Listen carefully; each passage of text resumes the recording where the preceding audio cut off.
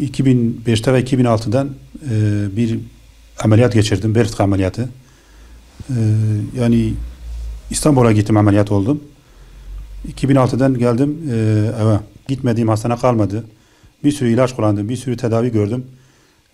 Artık şu an ameliyat olamıyorum.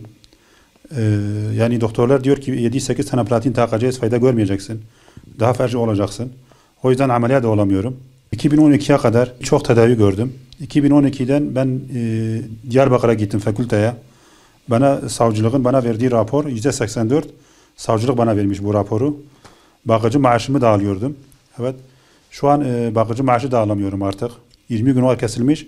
Artık ilaçlarımı alamıyorum. Artık eşim bana bakamıyor. Artık geçinemiyoruz. Çok zor durumdayız. Artık bunalımdayım. Yani psikolojim çok bozuldu.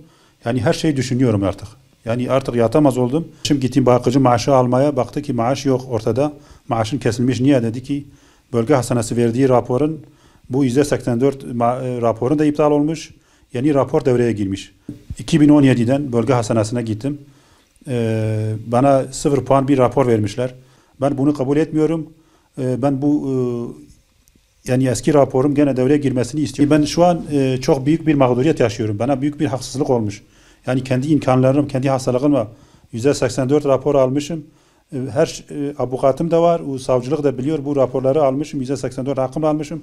Gene hakkımı bana iade etmesini yetkililerden rica ediyorum. Çekmeye gittim, baktım maaş yoktur. Sonra bölgeye gittim. Sonra bölge söylemiş, o raporu kesmişler, sıfır vermişler, onun için bu maaşları kesmişler. He. Bize böyle söyledi, ben de eve geldim, eşime söyledim, yok böyle onun için böyle yapayım. Bu hala bu rapor vermişti, onun yüzünden kesmişler. Bu maaşı bırakmak istiyorum. Çok son durumdayız. Herkese rica ediyorum bu maaşı bıraksınlar.